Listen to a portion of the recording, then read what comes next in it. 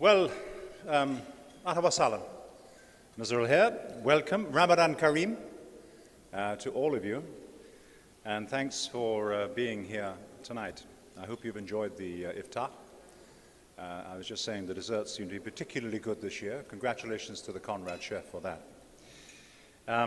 Ladies and gentlemen, this is the fifth and probably the last time that I'll join you for this event. I have good memories of it over the years, and it's good to see so many of you here with us tonight.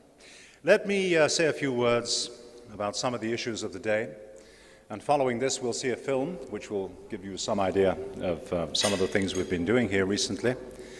And then we have time for a little debate, and I'm sure you have a lot of questions. But first of all, I think I have to try to give you a perspective from the EU on the events of the last few days in my own country, the United Kingdom.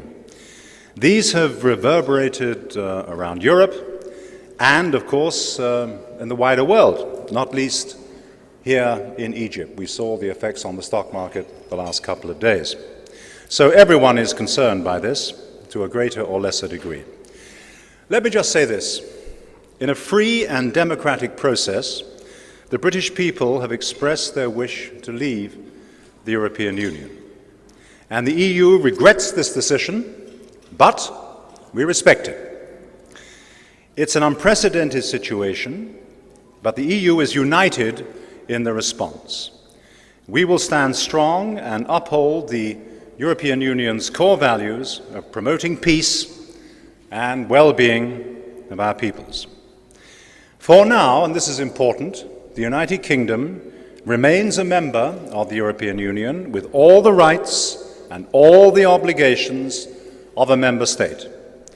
European Union law continues to apply in full to the UK and in the UK until it is no longer a member. Now, Article 50 of the EU's Lisbon Treaty is the only basis for withdrawal of a member state from the EU.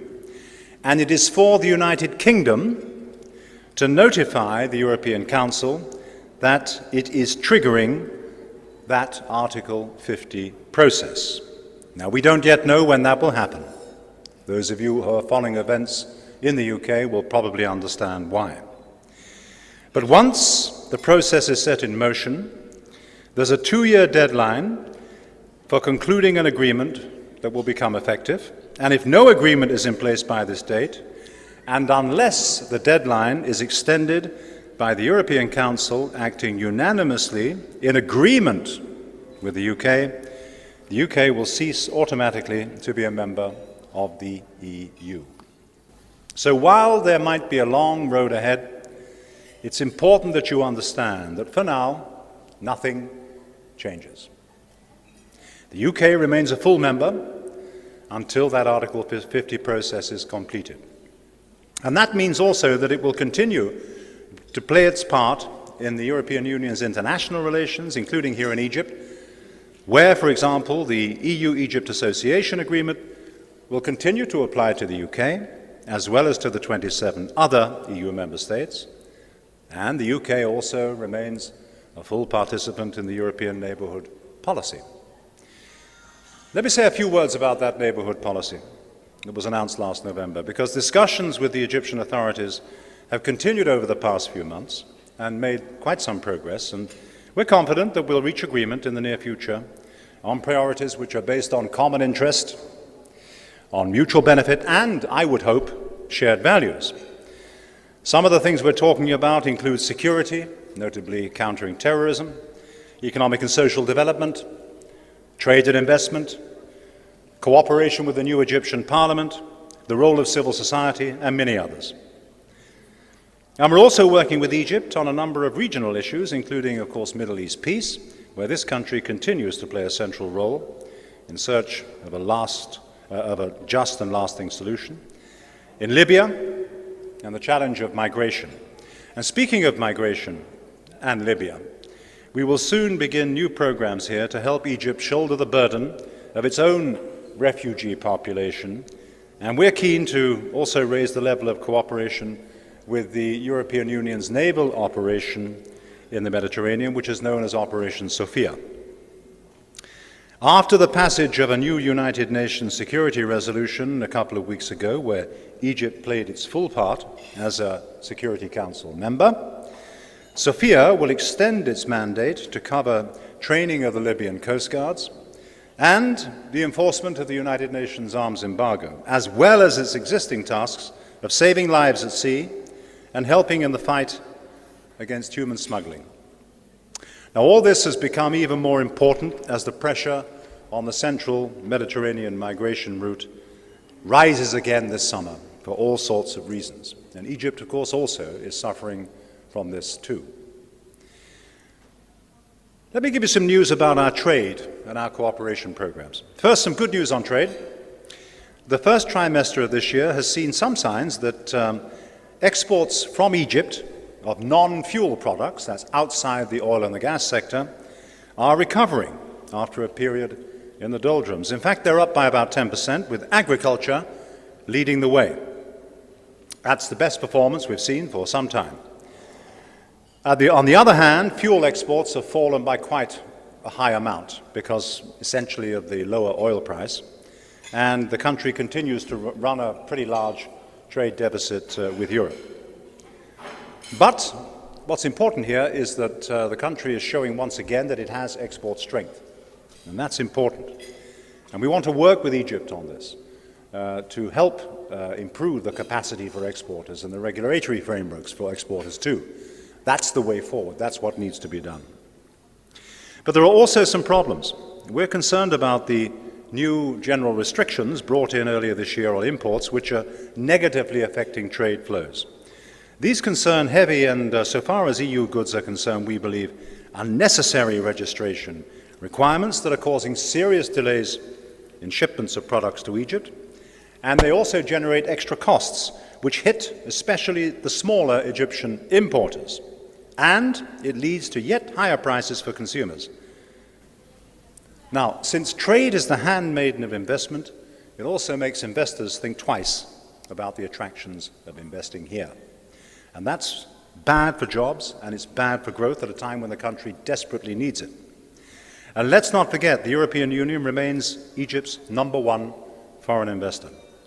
Now, we're talking about this in the WTO in Geneva, and there are other trading partners, notably the United States, Switzerland, South Africa, Canada, and some others, who are also concerned with this. And we hope very much that the Egyptian authorities will withdraw these measures and review them in line with the principles of the WTO. On our cooperation, we're going to show a short film in a minute, which highlights some of the achievements. Let me just say that we now have some 1.1 billion in grants underway here in our programs and our commitments. And that's an impressive figure, but it's not only the volume of EU assistance to this country, it's also the very diverse nature of this assistance and what it does for people in need. The quality and the relevance of our cooperation contributes with very concrete actions to the well-being of Egyptians up and down the country. Almost half of that figure of 1.1 billion has been allocated to provide support to socio-economic development, and there are several areas of action for that, especially health, education, employment, local development, and all of these programs are designed to have a positive effect on the life of Egyptians. I've seen, in my time here, 4.5 years, I've seen many, many good things that we do together. Many, many, many good things. Very good memories of working out there with the farmers, with the families, with the schools, with the children, up and down the country. I'm also very, very much aware of the great need of the people of this country for better conditions, better development, and I know how important that is going forward. We'll do that, and we'll continue to do it. We'll do all we can to make their lives better. These grants are also used to leverage development loans, and we have about 2.3 billion euros there, which are used for infrastructure like wind farms. Some of you have visited some of these programs. I know you've been on some of our trips. You've seen for yourself the benefits that they bring. Just want to give you a few figures. It's important because all of this is about people at the end of the day. Under our programs, there are 1.5 million Egyptian households benefiting from better energy supplies. There are 8.5 million people in the water sector who benefit in some way from the programs we support. There are 1.3 million people in the transport sector, 2.2 million in solid waste management, and I could go on. Let's just say there are tens of millions of Egyptians who are feeling positive benefits from these programs. And we're proud of that. We know the challenge is great. We know there's so much more to do, but we're going to carry on with it. And as I say, we work very, very well together. You'll see more of this in just a moment. Let me just conclude, if I may, by saying that we're not leaving just yet. It'll be a few months, I suppose, before we go, but you know, it's been a real privilege to be here in this country over the last 4.5 years during these historic times. Egypt's been through a great deal, and so has Europe during this period, and there are many challenges up ahead. And things have not always been easy for the relations between us. We've had our differences. But apart from our common geography and our history, there is a deep and underlying affection and warmth between Europeans and Egyptians that I think is quite unique, and that is something to treasure. We are more than just neighbors, we are friends. And that is why I am sure that together we will prevail. Finally, let me add, I greatly appreciate knowing all of you and having had relations with all of you over the last few years. The ladies and gentlemen of the press, your job is without question one of the most difficult anywhere. And there have been times, and there are times, when a number of you have come under pressure and you've shown great courage. But the job that you do is absolutely essential to the success of this, or indeed any other country. And I salute you all. Thank you so much. Shukran Gazila.